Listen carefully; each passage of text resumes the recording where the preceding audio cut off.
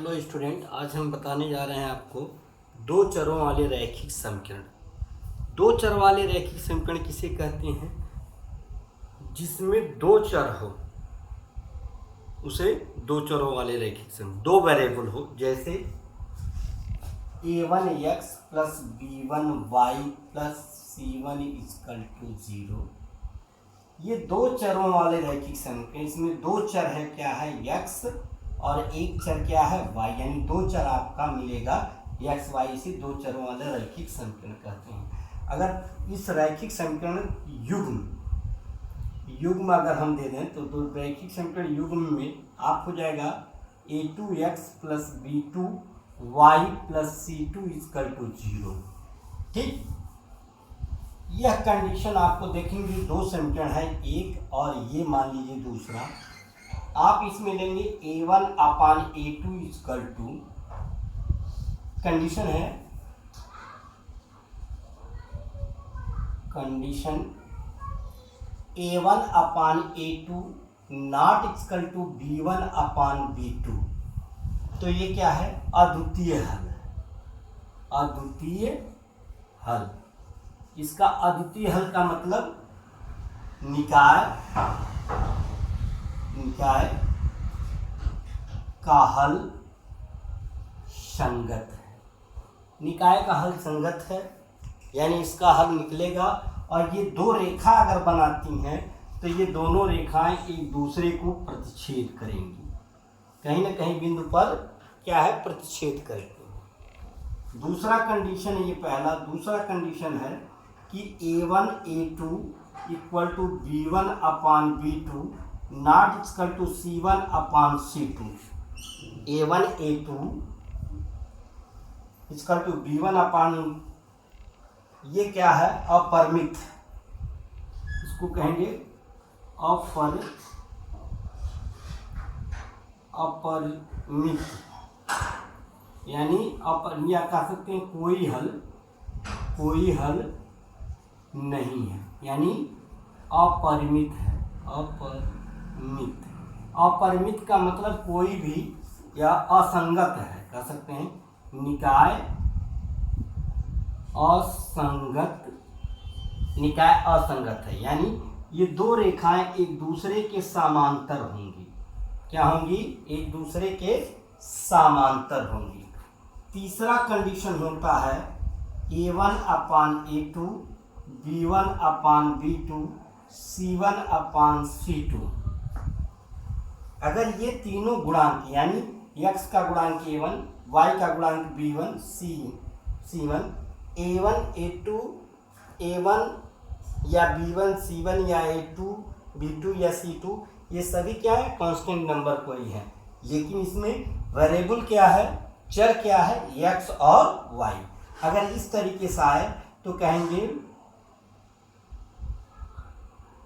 इसको हम कहेंगे क्या है? ये अनंत हल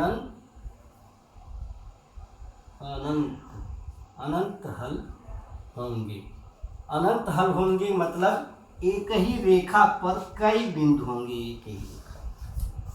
ठीक, अनंत हल होने के मतलब एक ही रेखा पर कई हल हो सकते हैं, जिसको ज्ञात करना असंगत रहता है। ठीक, ये तीन कंडीशन है, आपको बताना है कि कैसे कैसे संगत होगा, कौन नहीं संगत होगा उसके लिए। और दो चर वाले रैखिक समीकरण को व्यक्त करने के लिए कई अभी बता देते हैं आपको।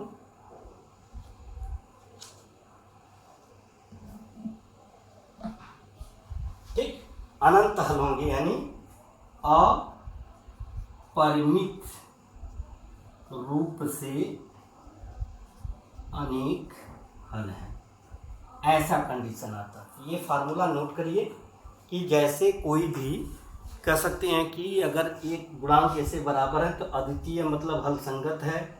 अगर इस तरीके से तो निकाय का हल संगत नहीं है, असंगत है। और इसमें संगत भी कह सकते हैं, संगत है और संगत है। इसका हल क्या संगत है? अपरिमित निकाय के अनेक हल होंगे। एक तीनों कंडीशन आपको जांच करने के लिए है, जैसे अभी आपको नोट करिए।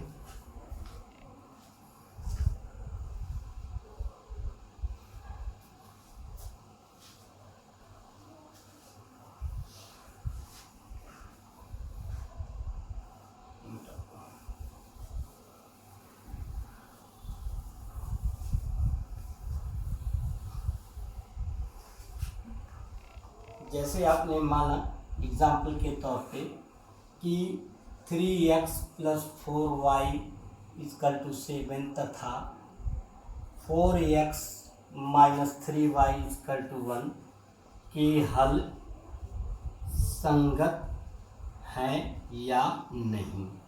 आपको इतना हल करना है, ये क्वेश्चन है आपका, इसका हल आपको करना है कैसे। तो लिखेंगे क्या, 3x + 4y, इसको पक्षांतर करेंगे 7 = 0 तथा इसको लिखेंगे 4x - 3y - 1 = 0। अब ये दोनों समीकरण को हम इससे तुलना करते हैं।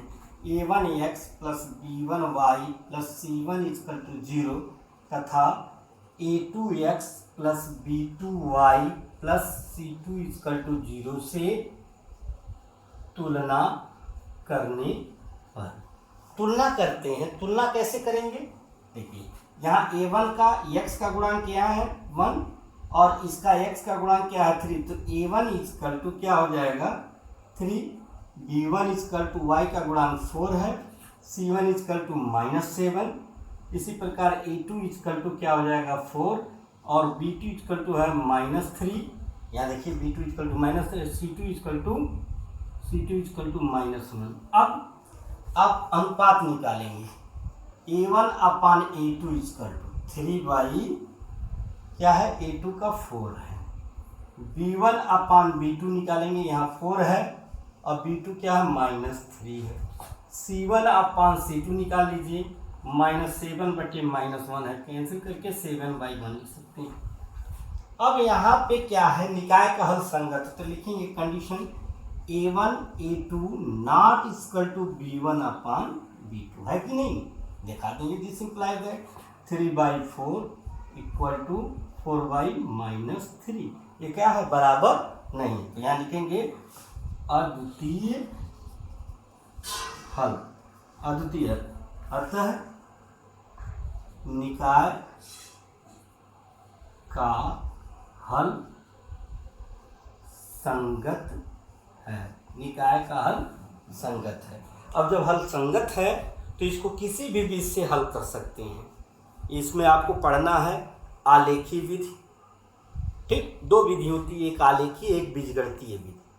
आलेखी विधि में ग्राफ पे हम प्लॉट करेंगे और बीजगणितीय विधि में प्रतिस्थापन विधि, विलोपन विधि, तुलनात्मक विधि, बीजगणित विधि, ठीक, ये आपके आएंगे 4, यानी कुल मिलाकर के 5 विधि है। अगर आलेखी को एक मान लिया जाए तो 5 विधि से इस समीकरण को हम हल कर सकते हैं, ठीक। तो आपको अगर आ जाता है a1 a2 = b1b2 ≠ c1 c2, तो अनेक हल संगत नहीं रहेगा तो उसको हल नहीं करते। इसको देखिए, अब हल करने की विधि, ये निकाय से आपका ये क्वेश्चन है, इसका हल इतना है, ठीक। अब पंडित हो जाए कि हल संगत है तो प्रतिस्थापन विधि से हल करें। क्वेश्चन में देखिए थोड़ा सा बढ़ गया, सारा चीज यही लिख लेंगे, संगत है तो निकालेंगे संगत। अब लिखेंगे इतना हल करने के बाद, अब क्वेश्चन आपका बदल दिया थोड़ा सा कि 3x + 4y = 7 तथा 4x - 3y = 1 के हल संगत है तो प्रतिस्थापन विधि से हल करें। प्रतिस्थापन विधि से तो कैसे हल करेंगे, तो ये करने के बाद इस इक्वेशन को 1 मान लेंगे और इसको मान लेंगे 2, तो समीकरण 1 से x या y का मान, समीकरण 1 से x या y का मान निकाल करके समीकरण में 2 में रखते हैं, तो फिर वो जो मान आता है फिर समीकरण 2 में रखते हैं, तो हल करते हैं। कैसे हल करते हैं, प्रतिस्थापन विधि से, ठीक, ये हो गया। अब लिख देंगे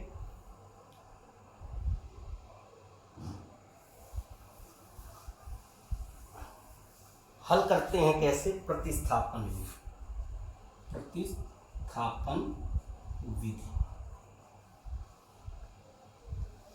समीकरण 1 से किसी का मान निकालेंगे 4y इक्वल टू, ये हो जाएगा प्लस जाएगा 7 minus 3x, y equal to 7 minus 3x upon 4। ये समीकरण नंबर 3 लिखेंगे। ये समीकरण 1 से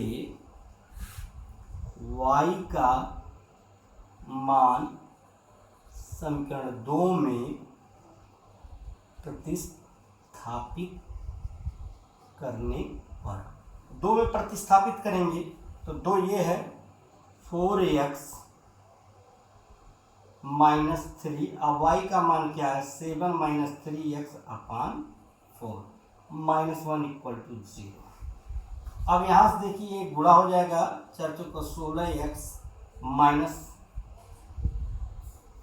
21 और माइनस माइनस प्लस हो जाएगा 9x अपान, और ये है एक माइनस 4/4 हो जाएगा और टोटल 0। अब यहाँ से दिस इम्प्लाइज दैट 16 और 9x क्या हो जाएगा 25x माइनस 21 माइनस 25, और ये 4 इसमें गुणा करेंगे क्या आ जाएगा 0। यहाँ से आ जाएगा 25x इक्वल टू 25, x बराबर आप काट देंगे 25 अपान 25 कैंसिल 1 आ जाएगा। ठीक, अब x बराबर 1 समीकरण 3 में प्रतिस्थापित करने पर, 3 में प्रतिस्थापित करने में देखिए y का मान निकालने के लिए 7 माइनस 3 इंटू 1/4 क्या आ जाएगा 7 माइनस 3/4 यानी 4/4 कैंसिल आ गया 1, यानी आपका y का मान क्या आ गया। अब आप जो आपका आएगा x बराबर 1 और y बराबर 1, यही आपका आंसर हो जाएगा दोनों। अब ये सही है या गलत, ये आंसर सही है या गलत, इसको उतारिए बताते हैं।